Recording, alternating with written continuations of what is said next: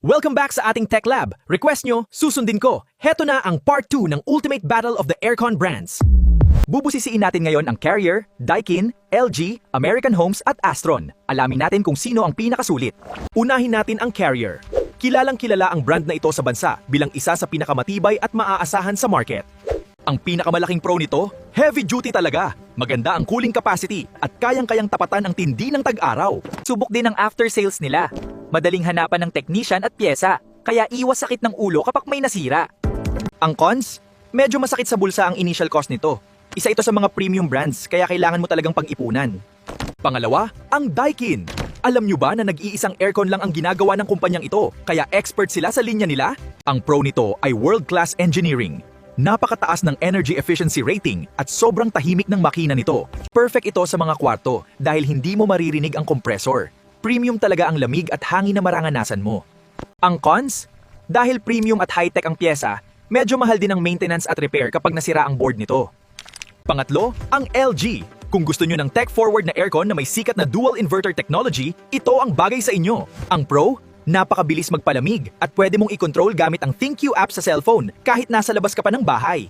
Dahil dalawa ang rotary compressor, mabilis nitong naabot ang tamang lamig kaya mas nakakatipid ka sa kuryente in the long run. Ang cons? Sensitive ang smart computer board nito. Kailangan mo ng magandang breaker dahil madali itong masira sa power surge. Pang-apat, ang American Homes.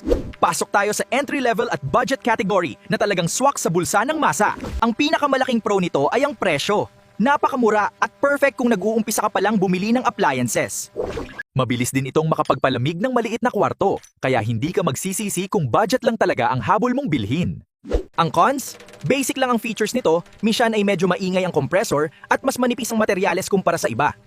At ang huli, ang Astron. Katulad ng American Homes, sikat din ito sa masa dahil sobrang abot kaya ng mga units nila. Pro nito, sulit na sulit sa presyo. Kung galing kayo sa electric fan at gusto nyo na mag-aircon, ito ang perfect na step up. Simpleng-simple lang gamitin, walang komplikadong smart features, at sapat na para bigyan kayo ng masarap na tulog sa gabi. Ang cons? Mababa ang CSPF o energy rating nito kumpara sa premium brands, kaya asahan ng medyo mas mataas na konsumo buwan-buwan. Ayan ang 5 brands sa ating Tech Lab.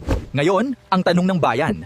Alin ba talaga sa kanila ang pinakamatipid sa kuryente? Base sa CSPF rating kung saan the higher the number, the better and more efficient. Ang panalo ay walang iba kundi ang Toyn, ang Daikin. Sila ang reigning champion pagdating sa balanse ng sobrang tibay at pinakamataas na energy efficiency rating. Kahit mahal ang unit sa simula, halos wala kang mararamdamang bigat sa kuryente, kaya mababawi mo din ang investment mo agad.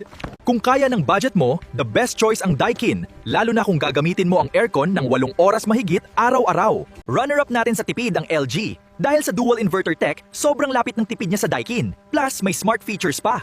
Kung gusto nyo ng tech-savvy na matipid, LG ang para sa inyo. Siguraduhin lang na stable ang linya ng kuryente sa inyo.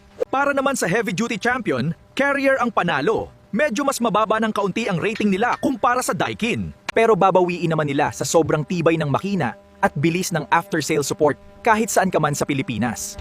At para sa budget category, nagtay ang Astron at American Homes. Maganda ito kung hindi mo naman gagamitin maghapon ng unit. Hindi man sila ang pinakamatipid, sila naman ang pinakamagaan sa bulsa pagdating sa initial cash out na kailangan mo sa simula. Kaya ang final verdict, premium and tipid, Daikin. Tech and tipid, LG. Matibay and reliable, go for Carrier. At kung budget is life ngayon, pili na sa American Homes o Astron. Tandaan, walang perfect na aircon, nasa pangangailangan mo yan. Sana nakatulong ako sa pagpili nyo. Anong brand ang bibilhin mo o anong gamit mo ngayon sa bahay? I-comment mo na sa baba, i-like at i-follow nyo ang inyong aircon buddy para sa mas marami pang cool at solid aircon tips. Hanggang sa muli, bye!